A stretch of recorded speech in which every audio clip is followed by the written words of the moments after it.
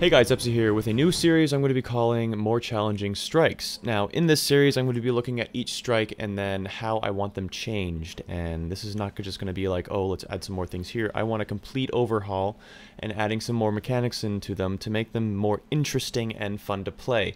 And more importantly, make them more challenging, because I feel right now that they're just a huge chore and they're really boring, and it's just like, oh, I'm just grinding through this to try to get maybe something good at the end where I just get blue engrams.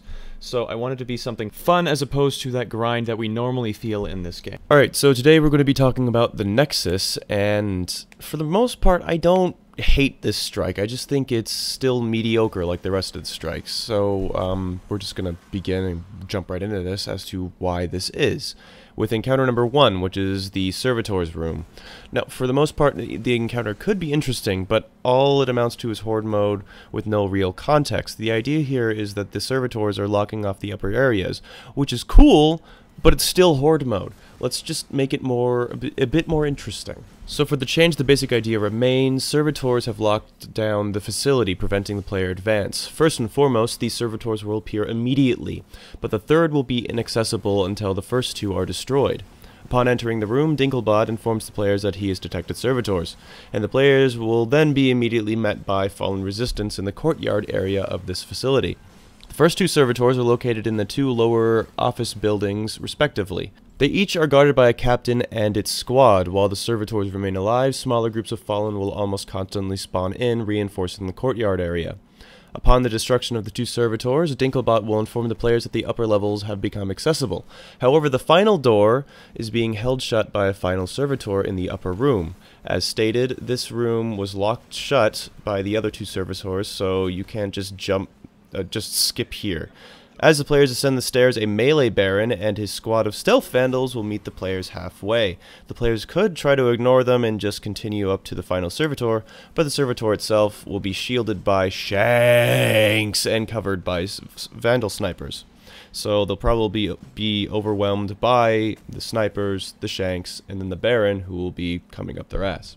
With the Servitors dispatched, the door will open and the players may progress, no matter if they've killed the Baron or not. Encounter number 2 isn't really an encounter in and of itself, it's just pushing through a shit ton of enemies to the Nexus proper, and I feel that it's just unutilized. This part was pretty cool, but it seemed just too relaxed, like you're descending into the Nexus during an assault by the Fallen. Why doesn't it feel as such?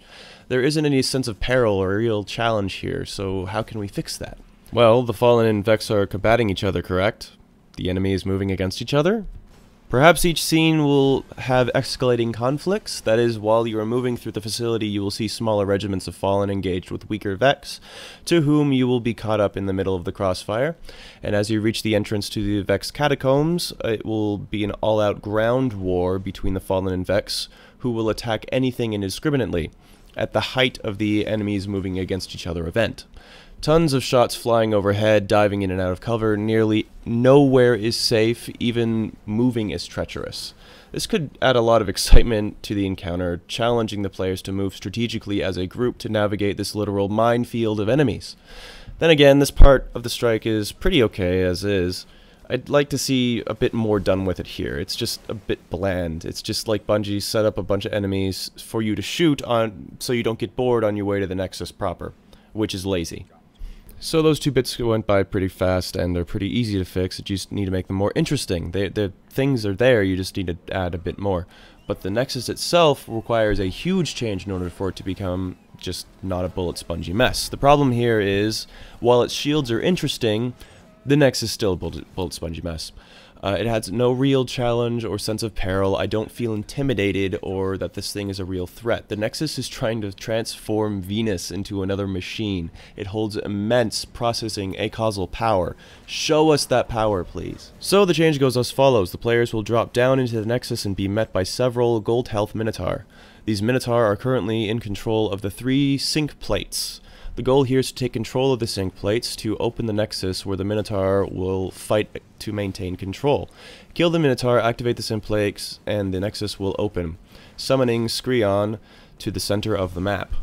At this point, several adds will warp in to investigate. Hobgoblins on various ledges for covering fire, and tons of goblins for sheer might of numbers. Sekrion will begin to bombard players with explosive void bolts as before, decimating their health while the other adds advance on their position. Sekrion will also maintain its shields. Though it is a bit taller, the players can no longer glance shots off the top of its head. While the shield is facing the players, it is considered completely invulnerable. A minute or so later, the sync plates will pulse with a white light and deactivate. The players will be given a prompt telling them that the Nexus is closing. Gold health Minotaurs will warp in near the sync plates. If they are allowed to take control of the sync plates, Sekrion will ascend back into its hold, and the players will have to retake the sync plates to force it back out. Further, while the sync plates remain inactive, Sekrion's shields will envelop its entire structure, making it invulnerable to damage. In short, the players must retake control of the sync plates to win. This process will happen every few minutes. If Sekrion is allowed to remain in its closed Nexus for more than a minute or so, several heavy conflicts will appear around the map, and the players will suffer the Crushing Fate debuff. While under this effect, the player's movement is slowed, and they are not able to use their jump ability. Once Sekrion is pulled back out of the Nexus, the conflicts disappear and Crushing Fate debuff is removed.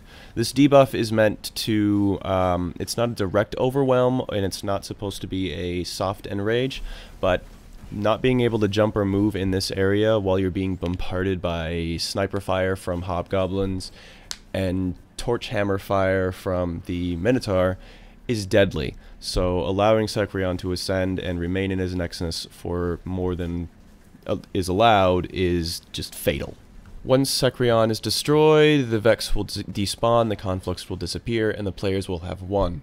Now, when I went into this, I was thinking of the Templar from the Vault of Glass raid, because this is how I felt that he should have been. He should have been just that encounter, a bit smaller, I guess, and not as perilous.